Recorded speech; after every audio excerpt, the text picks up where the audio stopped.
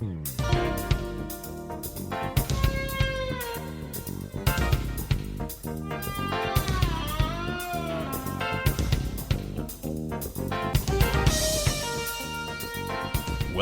to The More Perfect Union, the podcast that offers real debate without the hate.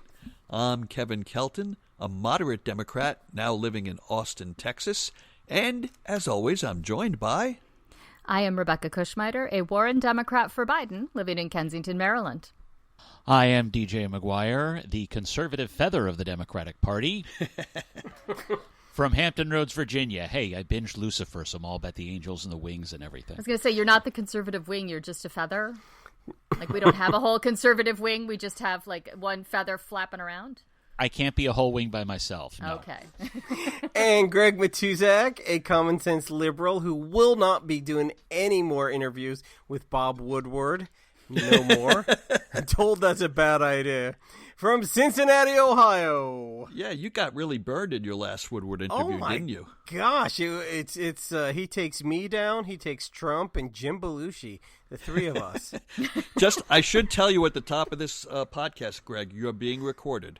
Oh, so gosh darn it. See, I thought you were going to tell us you knew Bob Woodward, Kevin. Nope, he never hosted SNL. What about Jim Belushi? Do you know him? Very well. Oh, yes. Good God. Why, was he in the book? Did he actually come up? No, Bob Woodward wrote a book. Oh, Wired. Wired, yeah. That's about, Jim Belushi. Jim Belushi. I knew Jim Belushi. I didn't know John Belushi. Yeah. Oh, John Belushi. I'm sorry. It was John Belushi, not Jim Belushi. Oh, now I'm going to go to some sort of comedy hell for that one. I don't know. I think Jim will be flattered. No, he won't. He's a great guy, but he won't be flattered for being mixed up with his brother. Oh. No. They're two very different people. Different, and yeah. But since we're on the topic of Mr. Robert Woodward, his book came out this week, and a lot of people complain. We won't go into the details because you've heard over and over again the revelations that came out. But a lot of people are complaining that Woodward had information that he should have released as soon as he got it, instead of putting it into a book and waiting 7 or 8 months to publish the book and get it released. I'm curious, how do you guys feel about that aspect of this controversy? But before we actually answer that question, can we all just take a step back and laugh bitterly at Donald Trump's insistence that if Woodward thought it was that bad, quote, he should have gone to the authorities, unquote? Well, that's what we're talking about, yeah. That's what we're talking about, yeah. No, but what authorities did Trump have in mind? Did he forget he was president? He was supposed to call Putin. That's Bob right. Woodward's Okay. Next call. He should have gone to Moscow. Okay, right. I get it. Yeah, that's who's in charge. Okay, my apologies for the interruption. Continue. Well, Trump was parroting things that had already been out there on Twitter and in social media that were criticizing Woodward. So he was just using that as a crutch. But there are people that genuinely feel that Woodward somehow misused his journalistic ethics. I don't see it. Do you? Well, did Bob Woodward swear to uphold the Constitution at any point in his career as a journalist and commercial author? Like, was that part of his job description? Probably not. Probably not. Okay, so he is permitted to be a capitalist, profit-seeking douchebag. He can do that all day long. Lots of people are allowed to do that. I'm going to take exception, though. I don't think he was. What did he do wrong? Forget whether he swore anything to the Constitution. Nothing. He did nothing wrong. He could have, but I'm just saying that the implication is that he is being a douche by not telling. Well, he didn't have to tell. He was not obligated to tell. Every single member of the administration who was briefed on this, or who did the briefings on this, is at fault. There is blood on all of their hands, and every single one of them is to blame for the crisis that we're in. Bob Woodward's job was to do what he did, which was report in the manner which he felt was the most appropriate to report. Those people's job was to protect the American fucking people, and they didn't do it. So let's save our anger for the people to blame. Greg, what am I missing here? What is the controversy that I don't understand?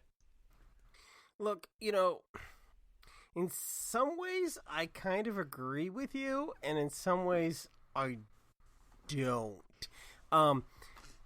He didn't do anything wrong. Just like John Bolton in his book. He could have testified at the Mueller hearing, but he saved all the good stuff for his book, right? Right. And we were all totally cool with that. I think the issue that some people have is they believe that Woodward could have saved lives. But how? What would he have told? Let's say that he wrote a column. What would he have said that would have changed anything? If he would have said, hey, on February 7th, and such, yeah, whatever. Such and such, I have evidence, I have a recording that the president said this and that it's airborne and it's much more deadly. And then a week later, he told this, and he's having these rallies, and people don't go because the president knows it's not right. People may not have gone. People could still be alive. And I know there's got to be journalist ethics involved with people not dying, right? But the revelations have already come out, and as we speak at this moment, 1,000 or more people are at an indoor rally that Trump is holding. Yeah, I think what Greg is missing, and what a lot of the people who criticize Woodward are missing, is they are assuming that had this information come out earlier, Trump or his supporters may have acted differently. I am here to tell you I probably have much more up-close and personal contact with these people than all the three of you because I was a Republican for 25 years. But this would not have moved the needle one iota with these people. Had Woodward put in some column at the end of February, that Trump's statement that it was a hoax or Trump's statement that it was go away was very different from what he told me in this recording on February 7th. Most of Trump's supporters would have insisted that Woodward was lying. They would have pretended the recording was a fake, that it was trumped up, etc., etc. They would not have let facts penetrate their bubble. I mean, they're not letting it penetrate the bubble now. They're not holding Trump to blame for diminishing the impact of this disease. They're not looking at the rest of the White House and going, Jesus, these guys lied to me. They're mad at Bob Woodward. Right. I mean, let's not forget, these are the people who include Herman Cain's staff who were using his Twitter feed to put out COVID-19 hoax stuff after he had died of COVID-19. Yes. You're not penetrating these people with facts. The Ghost Herman Cain account is the scariest thing on the internet. Now, in terms of people who should be speaking out, people have been saying that John Kelly, Dan Coates, James Mattis, do these people bear any responsibility? They worked for Trump. They left, I think, honorably. Do they bear responsibility for ratting out their ex-boss to sway public opinion against him?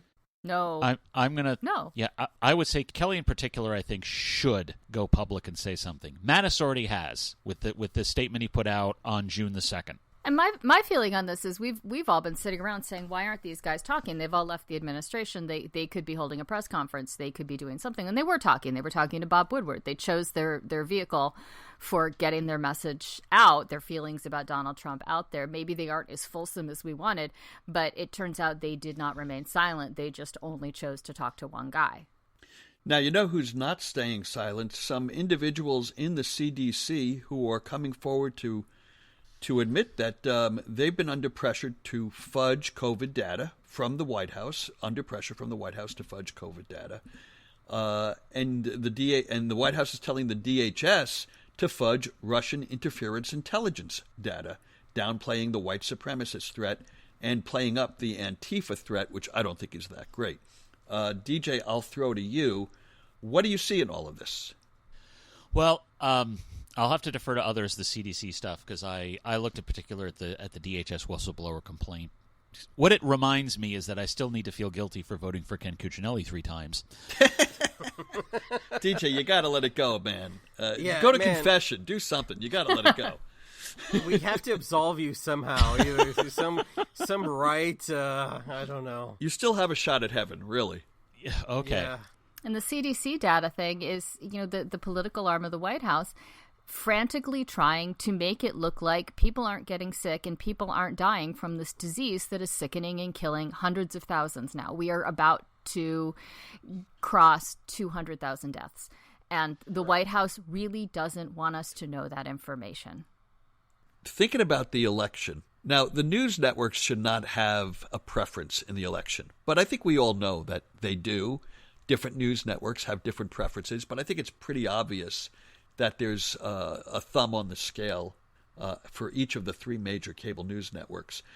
For the ones who would prefer to see a Joe Biden presidency, I think that they should be doing more segments highlighting the personal economic pain that the COVID pandemic has created. Occasionally, I'll see a news report about someone whose business went under, their restaurant went under, they're struggling with unemployment. But it's usually, the last 10 minutes of a 1 hour segment.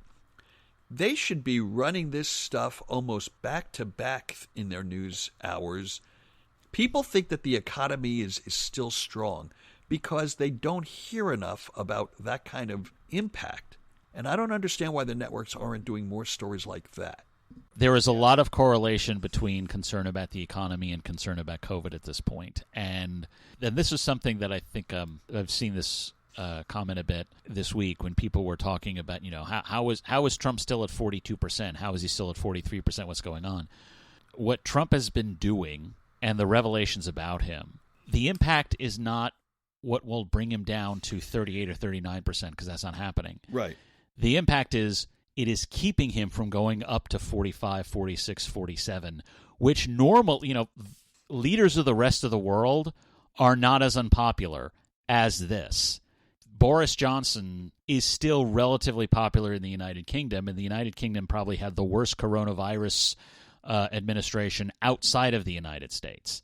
He's still pretty popular over there. He had his numbers. Donald Trump would love to have Boris Johnson's numbers at this moment.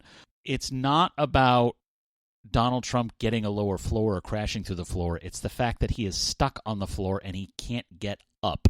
It's his ceiling, not his floor. Yes. Yeah. Totally agree. I was frantically nodding in agreement over here. And what I think some people don't understand, although the political experts say this in different ways when they're interviewed on the network news, or the cable news, I should say, is, like you said, DJ, no one has ever gotten reelected at a 42, 43, 44 level. The only modern day, in fact, the only historic example I can think of was 1992 when Bill Clinton won with, I think, 42 or 44% of the vote. But that was a three-way race. Mm-hmm. But you cannot get elected president in the United States, or you shouldn't be able to get elected president in the United States with 43% of the vote. And yes, there's some undecideds who are possibly going to break Trump's way and may get him up to 44, 45, maybe even he might even come close to 46%. It's still not enough to win a national election unless you have a major third-party candidate, which doesn't seem to exist right now. So the real question is going to be, will all the votes get counted? I don't know. See, I think that if he gets the right states, and plays the Electoral College like a pinball machine, you can do it. Not on 43. Not on 43. No, not on 43, but 44, 45? I mean, it's real touchy. He did it. He was able to do it with 46. Right. That was in part because the anti-Trump majority was split in a way it won't be as split this time. Correct. We have to remember, and you know this, TJ, but we have to remember 7 million people voted third party in that election. Maybe even more, maybe because I'm not even thinking of, tertiary candidates. I think it was about 7-8 million. And you're right, that's not happening again this time. And the other reason that Trump got up to 46% last time was because Clinton voters didn't show up to vote, or showed up and did not vote for president. It's just not as likely to happen again. Yes, we're not going to get 70% turnout, but I think we're going to get a stronger turnout than we had in 2016. I hope so. Yeah, Donald Trump's plan is try to keep it close enough that he can claim victory on election night, because the election day vote look strong for him, and then just sit back and insist that everything is fraudulent. And that, again, honestly, that is what at this moment frightens me more than anything else. They call it the Red not Election Day Mirage. itself. Yeah. Not just, the Red Mirage and what he could do with it. Right. And how his support. And again, I always, 4.5 years ago when all this got started, I said the problem wasn't Donald Trump, it was Donald Trump's voters. And Donald Trump's, I am not afraid of, Donald Trump saying nonsense. I am afraid of what Donald Trump's voters will do, having Donald Trump tell them over and over again that this election was stolen from them. Well, I think his game, of course, he would love to win the election any way he could. But I think his long game is to delegitimize the Biden administration so he could be a president in exile. Oh, I disagree. Right, well, but what does that get him? He being a president. He doesn't. He likes the part of being a president where he can actively get benefits from it. Being a president in exile, all that gets him is a seat on Hannity. No. Maybe I didn't make myself clear. His preference would be to win the election. Right. I'm just saying that his long game is, if he loses, he wants to delegitimize Biden because he hates everybody who gets in his way. So he wants to hurt him the way he's hurting Obama. And he wants to figure out how to turn this into the perpetual grift. And if he is, quote, president in exile, then the grift never ends. Right. It's funny. We talk about Trump as if he's going to be a permanent fixture on the American landscape, and maybe because he has children, they will take his place. But let's face it, Donald Trump is mortal, and even if he is reelected, I don't know that he would live through a second term. Oh, that yes. Well, you're really talking about mortality, and yes, you're right. The odds of him living into his late 80s or 90s seem pretty slim, no pun intended. Right. So, he's not Voldemort, folks. There is a hard end point to Donald Trump, and I'm not wishing that on him. He's a father of a young son who probably loves him, and I don't want that for a young kid. But let's not talk about him as if he is perpetuity in and of himself. Well, in the sense of his, existence on this physical plane, you're correct. However, just like Ronald Reagan and just like FDR, there could be a permanent, Trump Republicans. Oh, yes, and there will be, but but without a leader. The cults fall apart without their original leader unless you've got, like, your Warren Jeffs to follow Rulon Jeffs. And I just don't think Donnie and Eric are as charismatic or as successful as the man who spawned them. Yeah, but I think the combination of racism, isolation, and nativism will survive Donald Trump. But they predated Donald Trump. These are not ideals that he brought to the forefront. He has just managed to organize them in a way that I don't know that anyone waiting in the wings is as capable of doing. I'm just saying that he has a type of charisma that I think might be unique to him. I hope. And I'm not necessarily disputing that. What I am saying is that there are other Republicans who won't have that charisma, but they will have other political talents in terms of organization and work that Trump does not have. Josh Hawley and Tom Cotton can move this into a very different and can move the party into a very different and darker direction, because they will actually think about the things that Donald Trump just instinctively believes. They will try to put intellectual heft, such as they can, behind this kind of nonsense. I know we think that Nazi analogies are heavily overblown, and I understand that. But, these are people who could be the Himmler and the Goebbels and the Mengele to the passing Fuhrer. And I do think that's possible, but hopefully it isn't a straight line from Trump to Cotton to whatever comes after that. If we can interrupt this trajectory with a Biden administration and then maybe with a Harris administration after that, that is enough of a disruptive force that hopefully everything becomes more dispersed than it is at the moment. And of course, it's going to be very hard for Supreme Court Associate Justice Tom Cotton to lead a political movement. Oh my God, that was I can't even with that. The Woodward revelations drop, and then Trump stands there, reads a list from the Federalist Society, and then throws Cotton and Cruz on there to buy more of their loyalty. He was promising them a pony. They already like him. I was not surprised by his inclusion of Ted Cruz in that list. I've suspected all along that Ted Cruz was on the short list. There was something else. There was something else that dropped that day. There was the Woodward, but then there was something else really big that dropped that was like mind blowing. I think it was the DHS whistleblower. That was the DHS whistleblower Yes. Oh, it was the report. DHS whistleblower. And this is That all was it. coming hot on the heels of Michael Cohen doing the interview circuit. And now Michael Cohen's daughter says Trump hit on her when she was 15. Right, and all this, and then he calls this press conference, and he pulls out this list and says, "By the way, I'm just saying that there's not a seat, but if there was a seat, these are the people that you would get if there was a seat. I'm just saying." And then he doesn't take any questions and he leaves. And the people he picks are like batshit crazy, like Zodiac killer. That's crazy. well, Oh, yeah, no, that's Imani what they want. Gandhi, who her handle on Twitter is Angry Black Lady, she did a breakdown of some of these people, and they are, like, not just ideologically horrible, like, never tried a case before being appointed to a lifetime federal judgeship type stuff. Like, really, like, just fringe people. Right. I mean, say the word Justice Ted Cruz 3 times in a dark room while looking into a mirror, bad things will happen to you. I think what I'm just Trump saying. was trying to do was certainly everything he does, he's hoping to energize his base of voters, not win over new voters, but get people who already like him to turn up at the polls.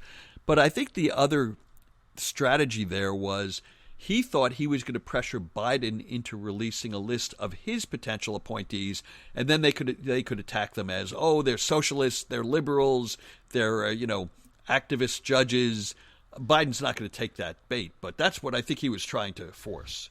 Yeah, no, Greg, and I know Greg is laughing, but the point behind Kevin's theory is rather sound.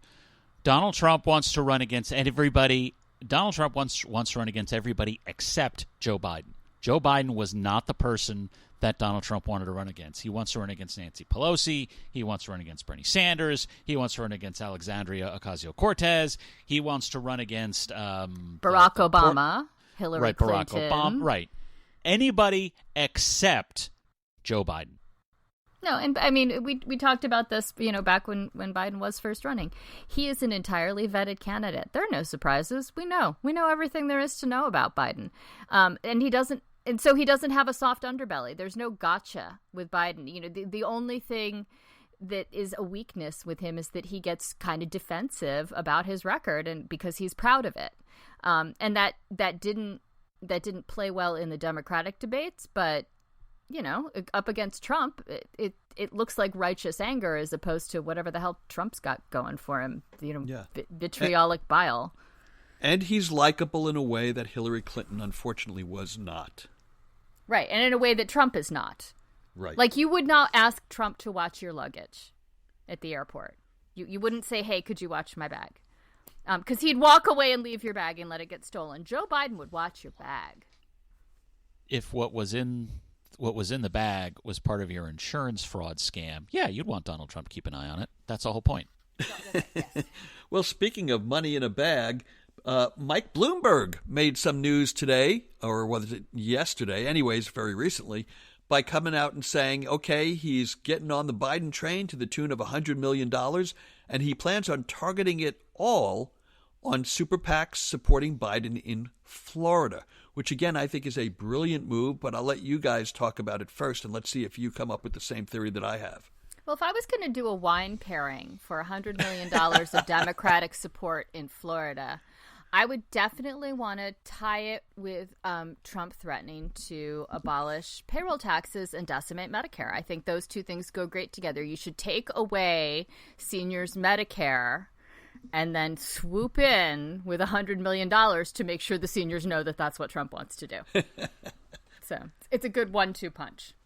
Hillary Clinton was polling like plus 27 with Latinos in Florida. And I think Biden right now is polling like plus 6. And I think the money that Bloomberg could put in could really help that number because he really needs that demographic. And I think that this is perfect. This is a good fit. And it's a perfect place. We kind of really need, I mean, besides Ohio, I think Florida is probably the second most important state in an election. Okay, putting the Ohio thing to one side. There was some data out actually this afternoon that showed that Trump is outspending Biden in Spanish language media in Florida, which would explain some of the numbers that we're seeing out of there. So a $100 million contribution for television and digital ads, English and Spanish, according to the Washington Post, that would make a very big difference there, and that would be very helpful. I would say the only criticism that I have of this is that I would like to have seen Bloomberg also throw some money towards organizations that are covering ex-felons' court costs so that they can be registered to vote, because that is something the legislature sort of threw in as a roadblock to ex-felons having their rights restored. They need to pay their fines and court costs in order to be able to register to vote. That's gone through the courts, and sadly the legislature has won in that argument, so there are going to be lots of voters, hundreds of thousands, who will not be able to vote because they have to take care of their court costs and fines. Had Bloomberg thrown a little money there as well, I would say this is pitch perfect. Yeah, he interesting didn't. Point. Pay the poll tax. Yeah. No, wait. Was that a final court judgment? DJ, I saw the headline. I didn't read the follow up. Is that the end of the appeal road on that? It was an appeals court ruling. It may go up to the Supreme Court, but I don't think the Supreme Court would. I doubt they would rule in time. And this court would be more likely to say, "Hey, look, this is a law passed by the legislature. They can define how the constitutional amendment that said felons with their rights restored, ex-felons with their rights restored, they should be able to vote. Okay, that's fine, but the legislature has the right to define how those rights are restored, and if that means they have to pay fines too, tough luck." Hey, let me get a follow-up question on that, though. I'm sure there would have to be some FEC ruling about a campaign or even a PAC paying off those fines, as far as violating some. But if there was, say, a GoFundMe for it or something, right? It doesn't have to be a PAC. Mike Bloomberg could write a check. And there are rights restoration organizations in Florida right now who are putting money towards defraying court costs and fines for these folks. Their organizations are doing that right now, throwing some money their way and saying, "Hey, this is for your court cost fine fund." That's not against the law. Yeah, and that's what I'm talking about. Yeah. Rather than say Joe Biden's paying you off, so now go vote for him. It's not like Virginia. It's not like Virginia in the early 20th century, where the Slemp family in Southwest Virginia would basically, because they were ungodly rich, and the kid was running for Congress, and like, okay, we're gonna if you vote for my boy Bascom Slemp, we will pay your poll tax. I mean, that's how the guy got elected as a Republican. Him and his kid, they got elected as a Republican 10 times because they paid everybody's poll tax for them. Oh, it sounds like something Joe Kennedy would do to get his son elected to the Senate. Well, I agree with everything you guys said in terms of why what Bloomberg is doing is a good idea. But to build on what DJ came the closest to my thinking on it, which is that, obviously it would be great to win Florida, and we're going to, fight like hell to win it. But I think the thinking behind it is, even if that might be aspirational, Trump, as we know, is already in a cash crunch. He almost cannot win the presidency without Florida. The inside straight he would have to pull in other electoral college swing states would be so great that he doesn't want to have to try to win that election. So what I think Bloomberg is doing is saying, look, I'm upping the pot on this hand in Florida. If you want to play in Florida, you have to put in all your chips in this particular hand. I think that's what he's trying to do. He's trying to say to Trump, if you want to win Florida, you're going to have to pay for ad time in one of the most expensive media markets in the country. The idea is Trump may still win Florida, but he then won't be able to compete as effectively in Wisconsin, in Pennsylvania, in Michigan, in Arizona because he has to use so many of his limited resources in Florida. I think that's the strategy. The other thing about Florida is that they count their early votes and their mail-in votes well before Election Day. They start counting ballots like 3 weeks before Election Day. They don't release the numbers to Election Day itself. So what that means is that the red mirage concern that we would have in other states, you're not going to see in Florida. Those votes are going to be counted quickly, and they're going to be known on election night.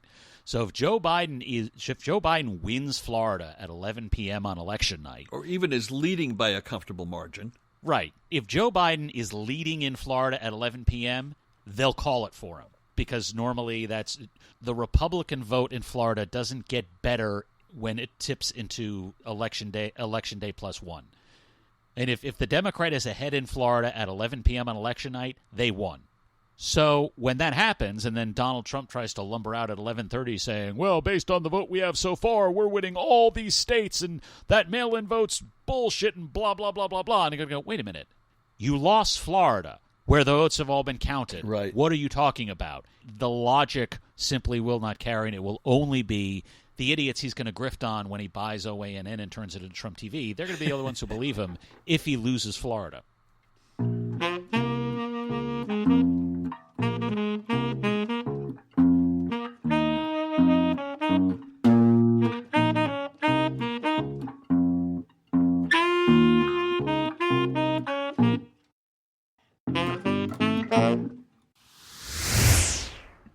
So Microsoft, I guess that their offer for TikTok was rejected by whoever owns TikTok in China, and now it looks like Oracle is next in line. Yeah, it looks like from what I've read, the American investors have said they prefer Oracle to Microsoft. I don't know if that rules out Microsoft entirely. I don't know if it rules in Oracle entirely. Again, if any of you have seen anything different, let me know. I'm just basing this on what I read this afternoon. Well, do you know why I think the Trump administration would prefer Oracle be the winner in this bidding war? Well, because Oracle is friendlier to the Trump administration. I mean, or yes, but there's yeah. there's a consequence of that, which is that Oracle, and this is the reading that I did very quickly before the show, but the best I can glean from what's going on here is Microsoft wants to buy TikTok to support TikTok as a platform. Oracle is interested in TikTok for the data it has. They may disband TikTok if they buy it because they can make enough money to justify it just off of the data that they would control. Ew. So that's it. They would be doing the Trump administration's bidding by actually destroying TikTok, by taking ownership of it and then liquidating it and just mining the data. Wait, would it be a full ownership, or is it because they were talking about being an American technology partner? So wouldn't the ownership remain the same in China? Like TikTok itself would continue to exist, but the Oracle would just own a database that, thank God, does not include me. Well, I don't know enough about it to answer that, but my initial reading suggests that Oracle would be the owner of this company if they were to negotiate a successful deal, and that they would own the data, and that's what they're interested in. Right, because for those of us who are IT professionals, this actually makes perfect sense because Oracle can't cut it as an IT company anymore, so they might as well transition to being a data company. Yeah. And by the way, another little tidbit that I gleaned from one of the articles I read is one of the reasons that the sale to Microsoft fell through was because Microsoft was insisting that as the new owner of the company, that they would have access to the code, and the Chinese may not want to give them that because that code may indeed contain secrets that the Chinese don't want known. If Microsoft were actually able to get that code, that would be a serious intelligence break for the United States. I can understand why. Right. I can understand why TikTok would not want to do that. As an American, I hope Microsoft gets it. That would be awesome. But if that's what Microsoft is asking for, good for them. But they're not going to get it. Okay, so now let's circle back. We touched on COVID several minutes ago in the show, But we talked about the economic implications of it. Now let's talk about the actual life and death implications of it. As we do this podcast, approximately 193,000 people are already known to have died from COVID. Obviously, that could be an undercount. The CDC estimates that by October 3rd, that number could rise to 217,000. And God only knows what it might be 30 days later on November 3rd. It could be well over 300,000. We don't know. Now, probably more like 250. I'll stand corrected on that. What does that mean for the election? Do the numbers mean anything anymore, or are we so astronomical in deaths that it loses any import? I think the numbers are why Donald Trump can't get above 42 or 43%. I think the numbers are keeping him down. I think the numbers are keeping Joe Biden above 50%. I mean, let's actually take a step back and think about this here. The 538 average has Joe Biden at like 50.5, 50.4%. Joe Biden is challenging an incumbent for president of the United States, and he is over 50% in polling. I don't think that has ever happened in the history of polling. Ever. Reagan got into the high 40s in October.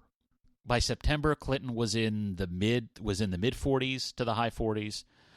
And I think we're so traumatized by 2016. In part, we're all, we all think, because Donald Trump has broken so many rules about what is and what isn't a viable president, that we have sort of forgotten and lost perspective on just how weak an incumbent Donald Trump is right now and how strong a challenger Joe Biden is. Again, Gallup was the first pollster, and they started polling in 1936. Since then, they got the 36 election totally wrong. No challenger has been doing this well in fall polling. Donald Trump is already being substantially rejected by the American people. And I think what we are not recognizing is, because we all think, why isn't Donald Trump at 25%? Why isn't he at 20%? That doesn't happen to incumbent presidents.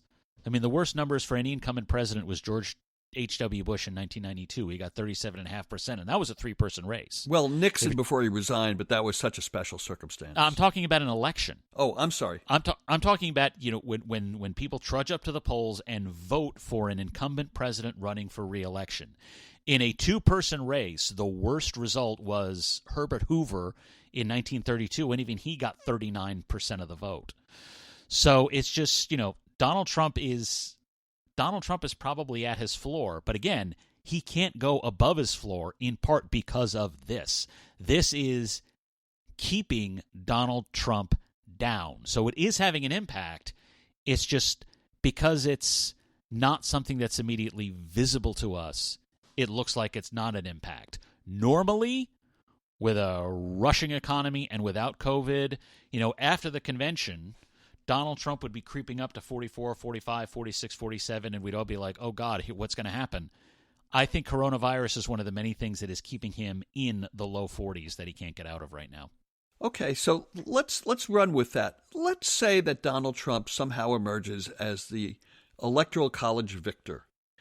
Most experts predict, and I think it's very likely to assume, that Trump is not going to win a majority of the votes. He's not even going to win a plurality of the votes.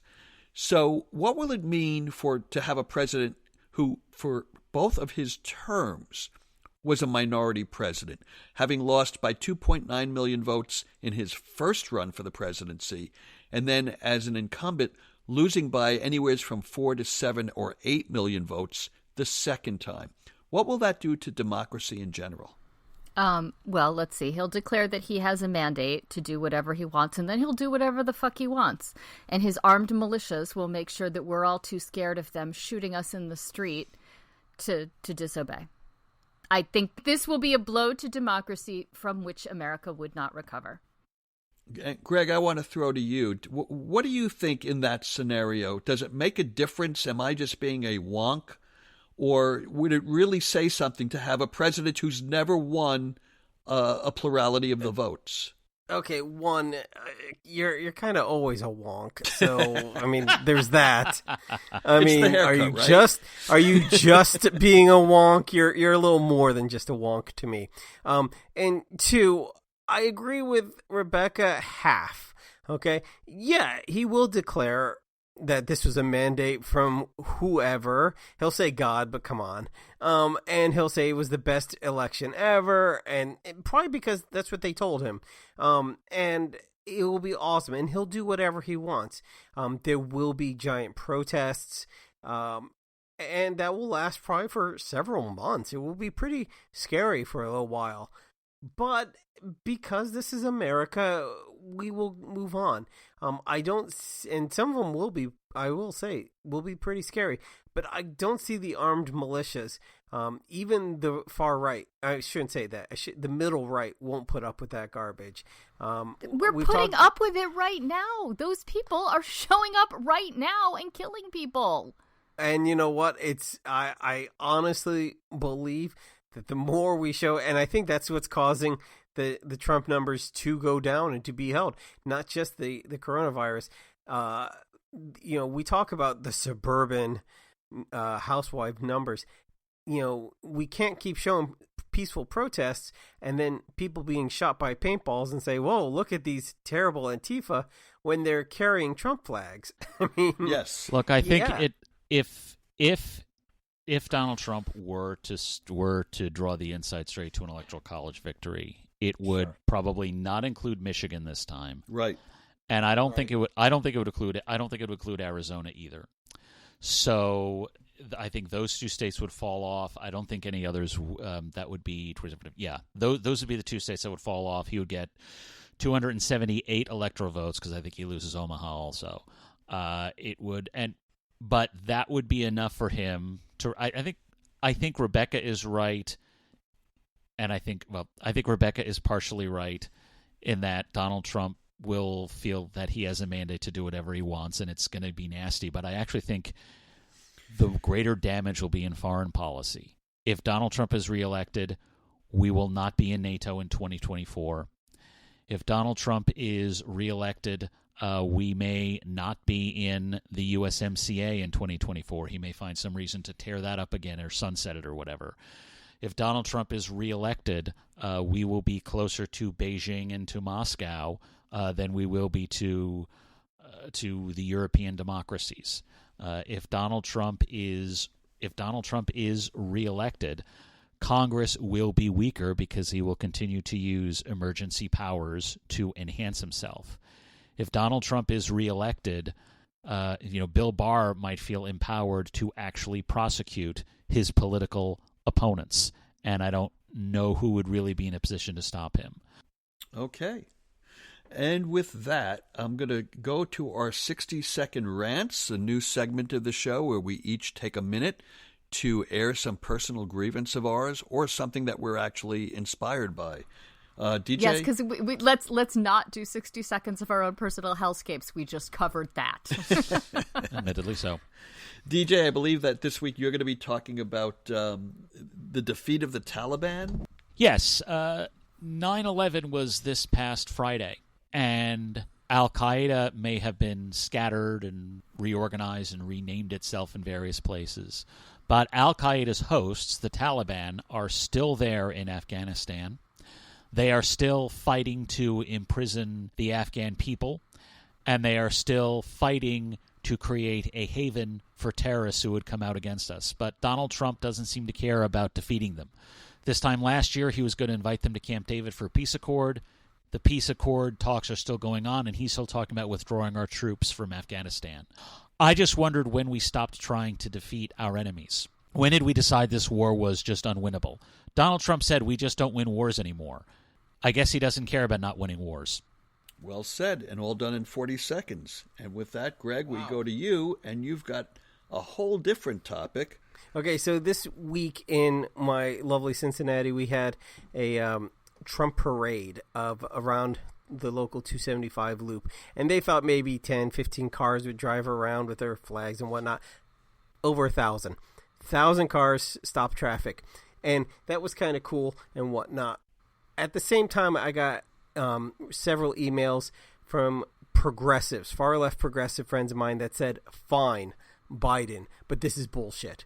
And this kind of shows the difference between our far-left progressives and the Trump voters. They're super excited about Trump. They're willing to risk death. They're willing to get on boats and drown. And the progressives are still pissed off that Bernie didn't get it, which is one of the reasons why no one actually takes young progressives seriously.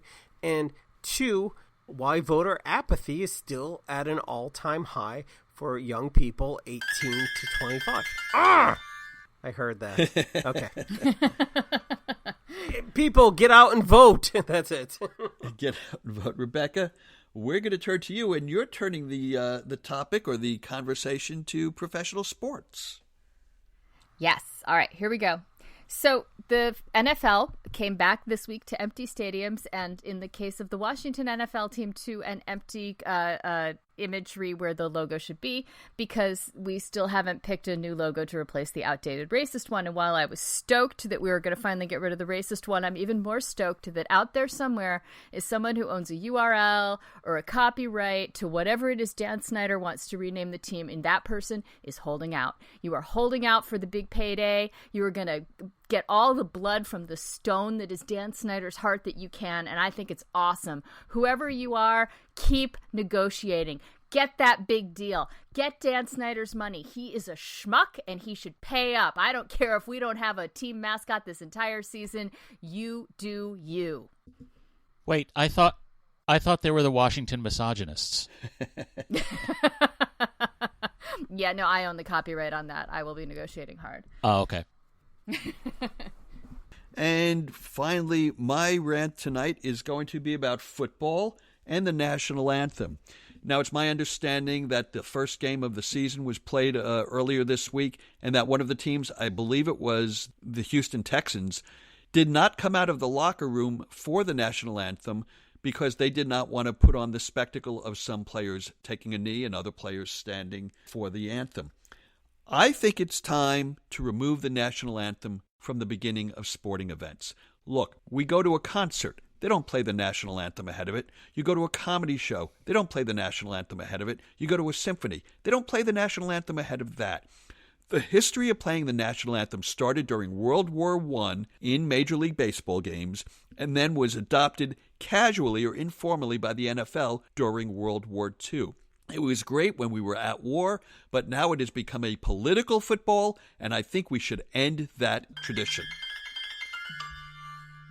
Well said, Kevin. Was it?